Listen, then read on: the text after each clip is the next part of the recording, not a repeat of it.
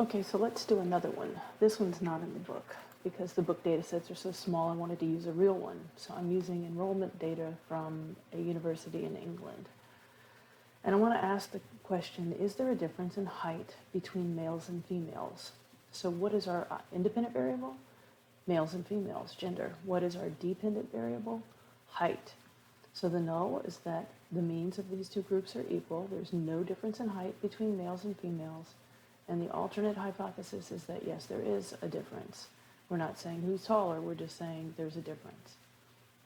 So I go into my variable view, I go analyze, compare means, independent samples, t-test, and I bring over height, and I bring over gender, and I have to tell it that gender is labeled 0 and 1.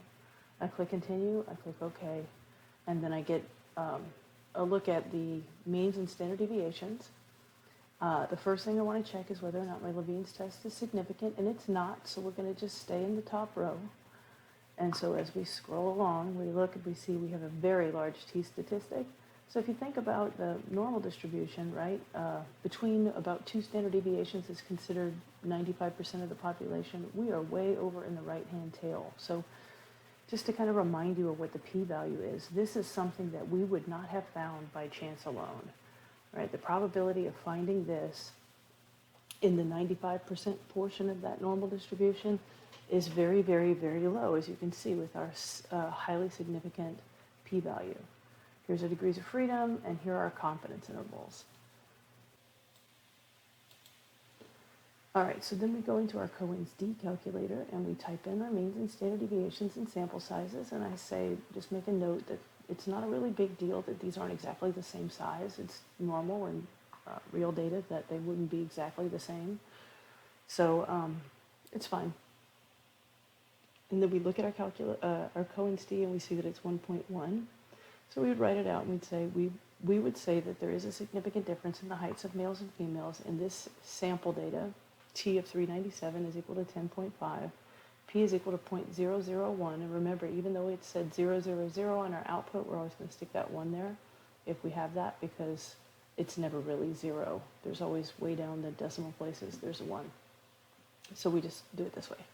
95% confidence intervals, and then the confidence intervals, Cohen's d is equal to 1.1. All right, so we're going to move on to paired or matched samples. And what this does is it compares two means that are from the same individual object or related units, such as measurements taken at 2 different times. For example, a pre-test and a post-test with an intervention administered between the two time points, or a measurement taken under 2 different conditions, completing a test under a control condition and an experimental condition. Measurements taken from 2 halves of or sides of a subject, the same subject or experimental unit, like measuring hearing loss in a subject's left and right ear. This test is also known, if you look at other textbooks or you look online, you're going to see it maybe as dependent samples t-test, dependent t-test, paired samples t-test, and that's what SPSS calls it, or repeated measures t-test. It's just called a bunch of things, but it's the same test. The variable used in this test is known as the dependent variable or test variable, which is continuous, measured at 2 different times for 2 related conditions or units. So let's look at the null and the alternative hypothesis. So I like it this way. I'd said that before, but I'm showing you both ways. So the mean of the first one is equal to the mean of the second one, or the alternate is that the mean of the first one is not equal to the mean of the second one.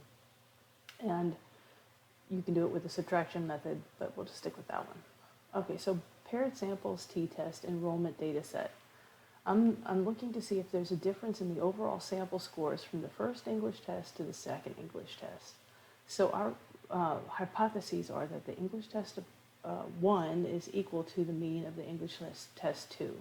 And our alternate hypothesis is just that they're not equal. And just as a side note, we would like the second test to be higher, indicating that the students learned something over the course of instruction, but we're just testing to see if there's any difference. So we're not going to do a 1-tail test, even though that's kind of what we want to see. We're just going to do a 2-tail test. Now, let's look in variable view, and I just wanted to make a note. See where it says string, and this is numeric? String variables are words, right? And numeric variables are ratio or interval or even categorical, because we name them 1s and 2s. So they're numeric. And over here, I didn't show you, but that's where you select either nominal, ordinal, or scale.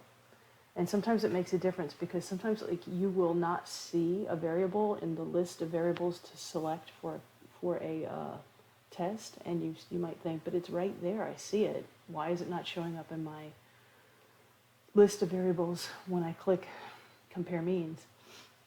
And sometimes it's because they're not either they're not labeled correctly here, or they're not labeled correctly in terms of the nominal, ordinal, interval, or ratio. For example, if you want to do a frequencies and it's a ratio variable, it's not going to show up in the list. So just bear that in mind, especially as you download data sets for your projects, and Excel just makes decisions about what type of variable it is. You have to always check those things. That's what we call cleaning our data. Okay, so what research question could we ask? We're asking a difference question. Is there a difference in math scores by gender? Now, I'm asking it that way because I want to be able to look at everybody's research questions and be able to say, where's the independent variable, where's the dependent variable? So here we have the dependent variable is the math score. Oh, it should be English score, sorry about that. And the independent variable is gender. So a paired samples question is the English one, oh no, that's for the research question. Okay, fine. And then a paired samples question would be, is the English 1 test different than the English 2 test? So what's the DV? The difference in the English scores. You would subtract one from the other and essentially do an independent t-test on the D score, the difference score. So the IV is time. This is the group. The group is the same. The time each test was taken is different. We don't have to do any of those calculations. We're going to let the computer do it. But when you're doing a paired samples t-test, the dependent variable is that outcome measure, and the independent variable is the time.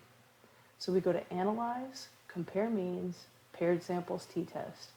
We go Analyze, Compare Means, Paired Samples. We get our list of variables. Here's English 1. I bring it over and I click it and it goes into this first box.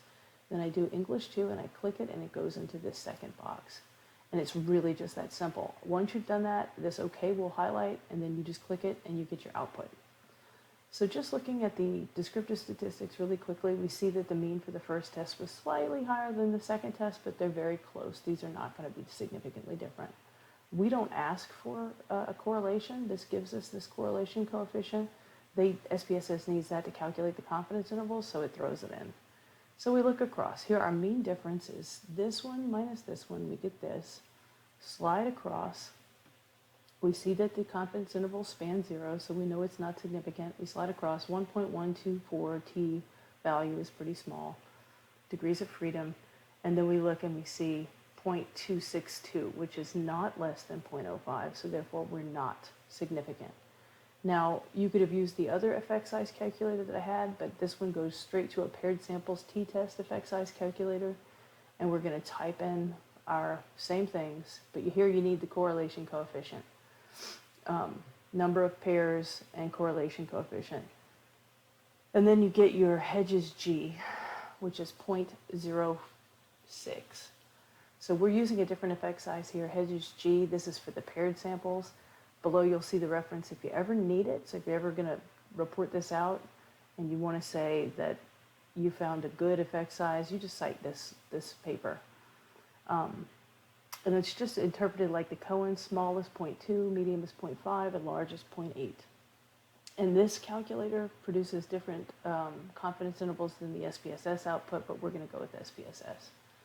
All right, so what I would do is I would write it up and say, we would say that there is no significant difference between English Test 1 and English Test 2 for this sample, and write it out. But the Hedges G is 0.06. All right, the last thing I did was I made this little flow chart, because who doesn't love a good flow chart, right? We're getting to the point where we have to start making decisions about what it is that we want to know, right? So if we have a question and we want to just describe what we're seeing, we would just do descriptive statistics, measures of center, measures of variability, measures of relative standings by looking at frequencies, percentages, proportions, etc. Okay, that would be a descriptive study. If we want to compare two groups or compare anything, we want to make comparisons, mean difference comparisons, Then we have to decide how many groups do we have. If we have one group, we need to ask ourselves, is it paired and repeated? If it's not, we do the one sample t-test. If we have two groups, then we have to ask ourselves, is it paired or repeated? If it is, then we do the paired samples t-test. And if it isn't, then we do the independent samples t-test. And then finally, we want to do predictions or relationship questions. Those are correlations and regressions, and we'll talk about that later. All right. Thanks very much.